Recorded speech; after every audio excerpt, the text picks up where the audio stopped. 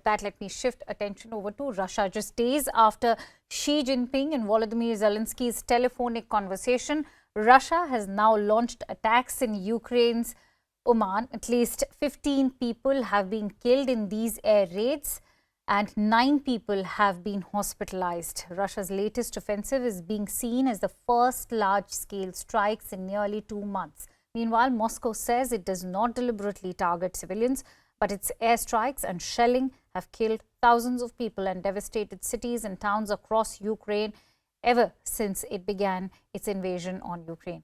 Kiev says strikes on cities are far from the front lines and have no military purpose apart from intimidating and harming civilians, and they've already been labeled as a war crime. The airstrikes come at a time when Zelensky and Chinese President Xi Jinping recently had a conversation over the ongoing conflict. Beginning late last year, Russia launched such attacks roughly weekly, though they had tapered off as winter ended, with Western countries saying that Moscow had used up much of its long-range missile arsenal.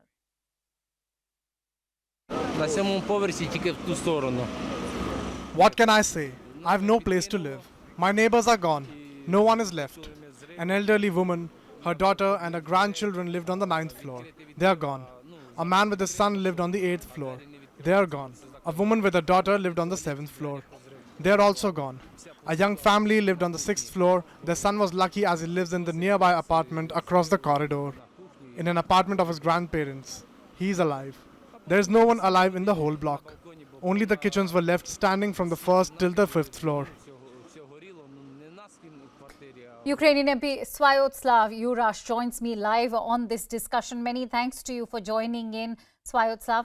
Now, they're being called the biggest Russian air raids in months, one that have even killed at least 16 people, including 3 children. What do you make of this ironic timing of these air raids, that too a day after the Kremlin welcomed the phone call between Xi and Zelensky? They are trying this all the time. It's the reality that they finally managed to hit something, and they show immediately that they hit the civilian areas, killing absolutely innocent individuals that were going about their daily lives, and just showing once again to the entire world what Russia is all about and what this war is all about annihilation of the Ukrainian nation, where for Russia it doesn't matter who they hit, as long as they help in their quest to destroy my nation. The reality is that the conversation between Xi and President Zelensky essentially clearly shows to the world that China's point of view here is to talk and discuss with Ukraine as much as with Russia the perspective it has on the war Russia has launched. So it is but another reminder to the world that we are not alone, that we are discussing with all the world the reality of what Russia is doing in Ukraine. Right. Also, an aggressive summer offensive has been expected for quite some time now. Will Moscow also use it to pressurize Kiev into caving into pressure to whatever peace plan is proposed by Beijing? They have been trying throughout all of this time to try and push in various different locations. They've been failing time and time again, and showing the world how Russian strength is not something we counted on. Not to mention the fact that to make military partners of Russia wary about the equipment that they are using from Russia, because they are seeing as this equipment fails. And here I mention India, obviously, because India has relied on Russia for the longest time on military equipment. And the whole world sees as that equipment is failing right now in Russian attempt to project some kind of offensive, but desperately failing at that. Svyatoslav, China's President Xi has assured that his country will not be fueling the fire. Is that any assurance that Beijing's mediation would ensure a win-win for both nations militarily? There is no talk of mediation at the moment. There is a peace plan released by China, as well as peace plans being released by many different nations or organizations. But the reality is that Russia has rejected every single attempt by our side to get to a peace whatever kind, and to reward Russia anyway in this occupation and attempt and annexation of a territory of another sovereign nation is a mistake, because it teaches any number of aggressors, dictators, despots, and other kind of madmen around the world they can go about destroying other people, destroying other nations, and then get away with some results. And that is why the fact of the matter is that Russia is not finished in its perspective that it Right. wants to destroy Ukraine. Right, but will China be able to manage a peace plan that also ends up, if not pacifying, satisfying Ukraine?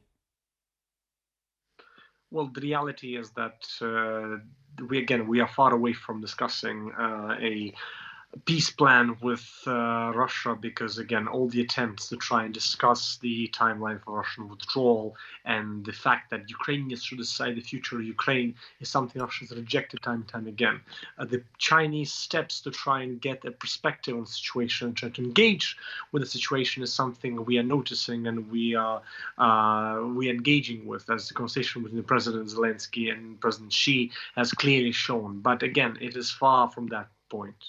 All right. Also, how do you compare China's approach to that of the United States, which, according to few strategic experts, has always wanted to use military to solve the problem in Ukraine and counted on Ukraine and pressurized Ukraine to achieve a military victory? How do you compare the US approach with China?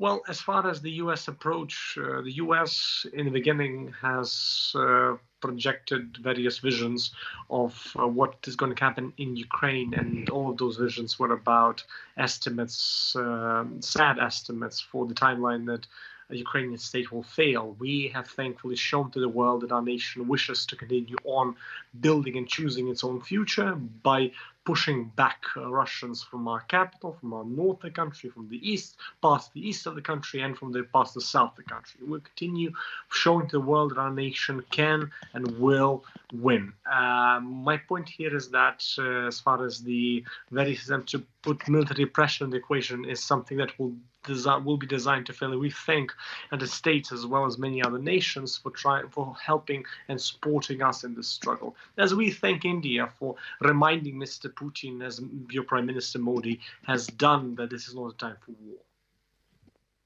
Sviatoslav, the other question that comes to mind is that can China go ahead with any effort between Russia and Ukraine at a time when relations with the United States have hit a new low, especially between Beijing and Washington?